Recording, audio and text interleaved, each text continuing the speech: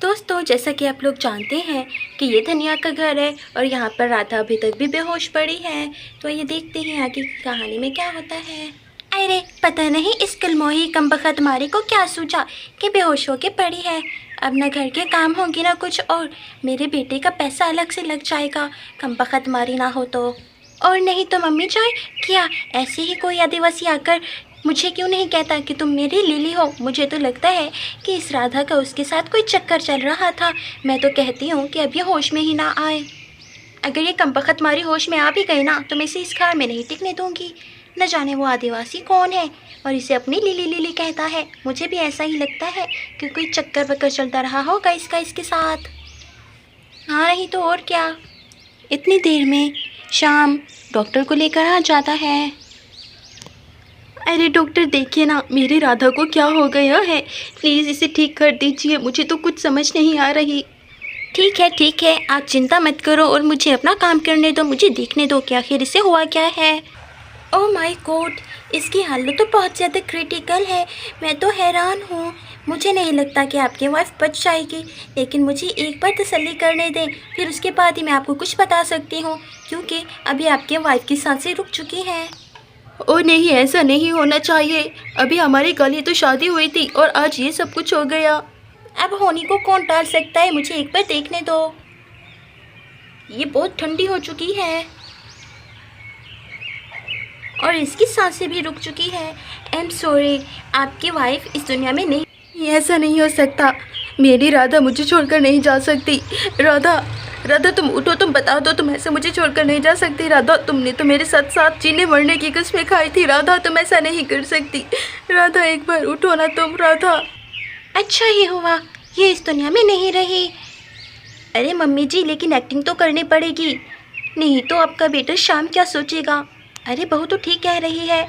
हा, राधा मेरी नई नवेली बहू, तुझे क्या हो गया। हट जाओ, मुझे मेरी बहू के पास बैठने दो। मेरी राधा तुझे क्या हो गया। मेरी राधा इस दुनिया में नहीं रही। मेरी नई नवेली बहू, तू मेरे बेटे को छोड़कर कहाँ चली गई। अरे बहू अच्छे से एक्टिंग कर रही हो ना। अरे हाँ मम्मी जी, अच्छे से कर रही हो। हाँ, मेरी राधा, मेरी नई नवेली बहू। देवर जी का अब क्या होगा। देवर जी तो इस दुनिया में अकेले रह गए। राधा तो देवर जी को छोड़कर क्यों चली गई। अब न जाने क्या होगा। देवर जी कैसे फूट फूट के रो रहे हैं। ओ यहाँ तो सब रो रहे हैं। मुझे अपना पर्स उठाकर जल्दी से यहाँ से चले जाना चाहिए। और फिर ये कहने के बाद डॉक्टर जाने लगती है।